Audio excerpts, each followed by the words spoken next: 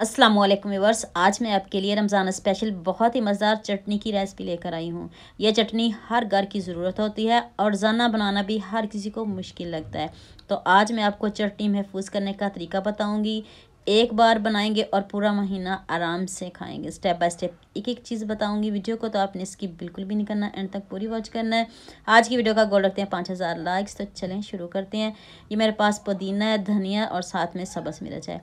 एक आपने चॉपर लेना, अगर चॉपर नहीं है तो आप इसको जग में भी पीस सकते हो। अब आपने एक गट्ठी धनिया की लेनी है और इसके पत्ते नहीं उतारने, साथ में इसकी वो डंडियां भी होनी चाहिए।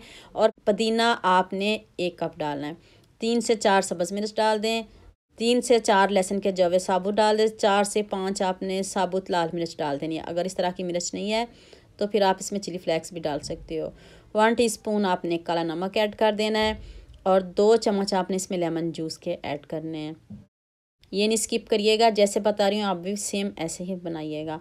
बहुत मज़े की चटनी है। 1 टेबल स्पून आपने इसमें ज़ीरा ऐड करना है और 1 टीस्पून इसमें आपने चीनी ऐड करनी है। चीनी नहीं है तो इसकी जगह शुगर भी ले सकते हो। ये इमली का पल्प है, ये आपने इसमें 2 चम्मच डाल देने हैं। तो अब आपने इसको ब्लेंड कर लेना है। थोड़ा सा भी ब्लेंड करते हैं, फिर बताती हूँ कि आपने इसमें और क्या क्या डालना है जिससे चटनी का कलर ख़राब ना हो और ये चटनी ग्रीन सी रहे।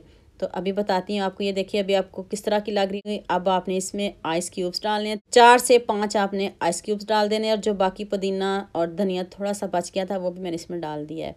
तो अब इसको दोबारा से पीसते हैं। तो फिर मैं आपको इसको दिखाती हूँ कि इसका कलर, इसकी लुक देखिए कितनी ज़बरदस्त आई है।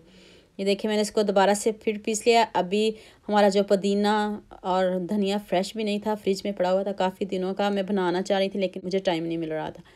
तो अब मैं देखिए मैं आपको प्लेट में निकाल के दिखाती हूँ। जैसे मर्ज़ी आप रमज़ान में इसको बनाएं। ये देखें जितने दिखने में खूबसूरत है उससे बढ़िया इसका जायका है। तो अभी मैं आपको इसको महफूज करने का तरीका बताती हूँ कि आप इसको कितने दिन रख सकते हो। अब एक आपने शीशे का जार लेना है, उसमें आप डाल लें। अगर ये जार नहीं है तो फिर जो आइस क्यूब्स हैं उसमें भी आप क्यूब्स बना के भी रख सकते हो। उम्मीद करती हूँ आज की वीडियो आपको लाजमी पसंद आएगी। जल्दी से मेरे चैनल को सब्सक्राइब कर दो, साथ में बेल आइकन का बटन प्रेस कर लो ताकि कोई भी न्यू वीडियो आपसे मिस ना हो।